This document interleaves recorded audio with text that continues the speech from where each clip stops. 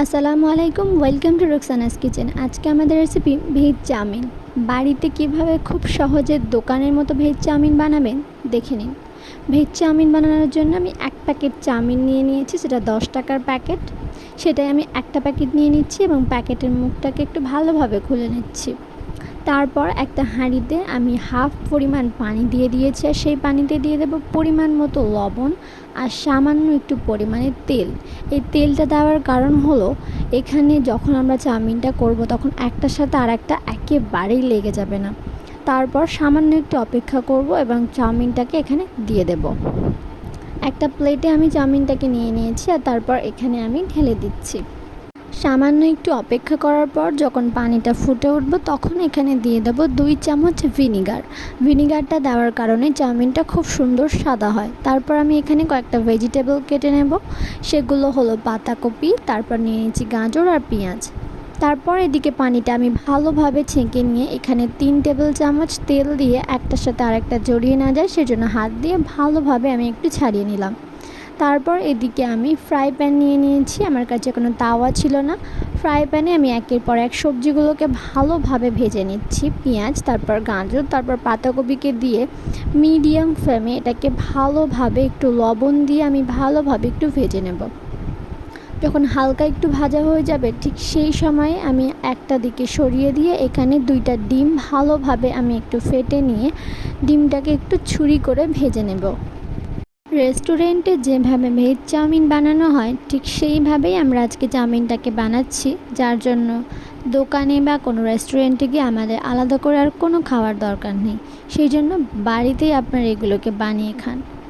ডিমটাকে আমি সামান্য একটু লবণ দিয়ে ভালোভাবে ভেজে নিচ্ছি, আর তারপর সবজিগুলোকেও একসঙ্গে করে নিয়ে ভালোভাবে ভেজে নিচ্ছি। ডিমগুলোকে আলাদাভাবে ভাজার কোনো দরকার নেই।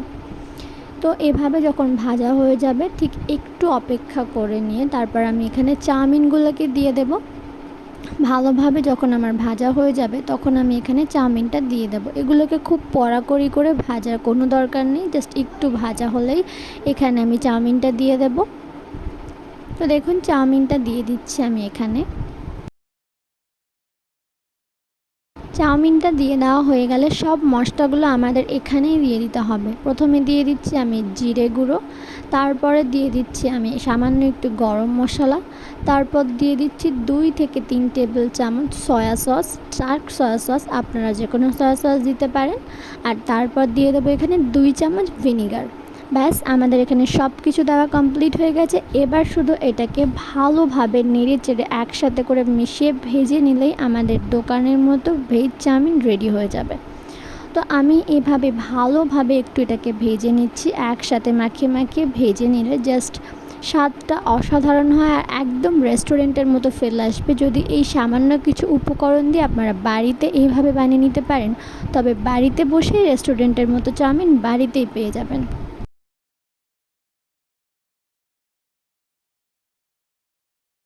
এটাকে খুব ভালোভাবে নেড়েচেড়ে অন্তত 3 থেকে 4 মিনিট খুব ভালোভাবে একটু ভেজে নিলেই আমাদের চাউমিনটা রেডি হয়ে যাবে।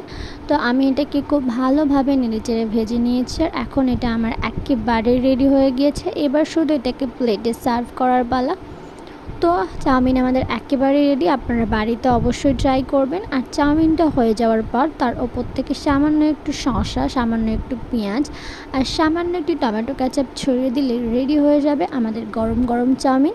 ভিডিওটা যদি ভালো লেগে থাকে তাহলে লাইক, কমেন্ট অ্যান্ড সাবস্ক্রাইব। আজকে ভিডিও এই অবধি। আসসালামু আলাইকুম।